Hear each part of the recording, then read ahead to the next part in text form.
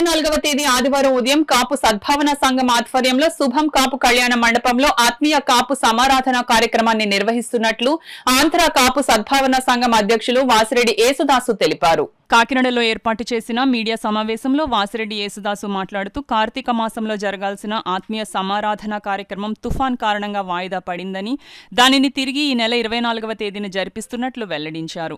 ఈ కార్యక్రమంలో సంఘం గౌరవ అధ్యక్షులు బసవ ప్రభాకర్ రావు, ప్రధాన కార్యదర్శి చిట్నేడి శ్రీనివాస్, ఉపాధ్యక్షులు పీసపాటి మాధవరావు, మాధవరపు పట్టాభిరామయ్య, అడప ప్రకాష్ నాయుడు, కోశాధికారి రంగనాయకులు, కార్యవర్గ సభ్యులు పాల్గొన్నారు. పార్టీలకు అతీతంగా కాపు, తెలగ, బలిజ, ఒంటరి కులాలు వచ్చి కార్తీక వన సమారాధన 24వ తారీఖు ఆదివారం విజయవంతం చేయాలని కూడా అందరినీ కూడా పిలుపునివ్వడం జరుగుతుంది.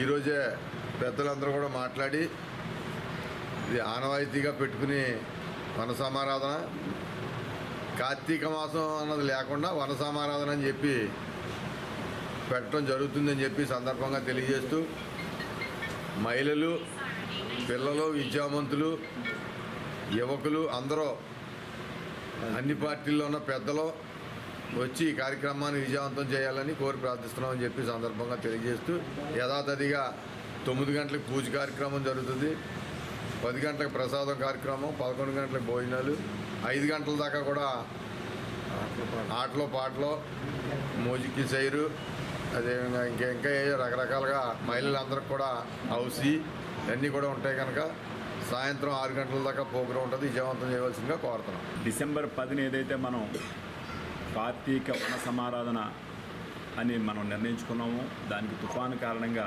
మరి ఇబ్బంది రావడం, అట్లాగే రైతులందరూ కూడా ఇబ్బందులు ఉన్నారని చెప్పి ఆ రోజు మన అధ్యక్షులు అధ్యక్షతను మీటింగ్ పెట్టుకుని దాన్ని వాయిదా వేసుకోవడం జరిగింది. అలాగే 2 సార్లు కూడా మనం పర్యటన చేయడం జరిగింది.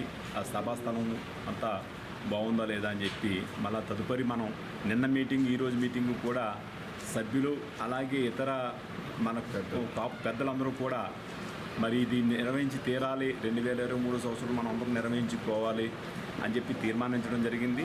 దానికి అనుగుణంగా మనకి 24వ తారీఖు శుభం కాపు కళ్యాణ మండపం ఏరియాలో ఏదైతే మనం గతంలో జరుపుకున్నామో అదే ఏరియాలో మరి నిర్వహించుకోవడం జరుగుతుంది. కాబట్టి ఉదయం 9 గంటలకి మన అధ్యక్షులు చెప్పినట్టుగా పూజతో మన ప్రారంభమవుతుంది.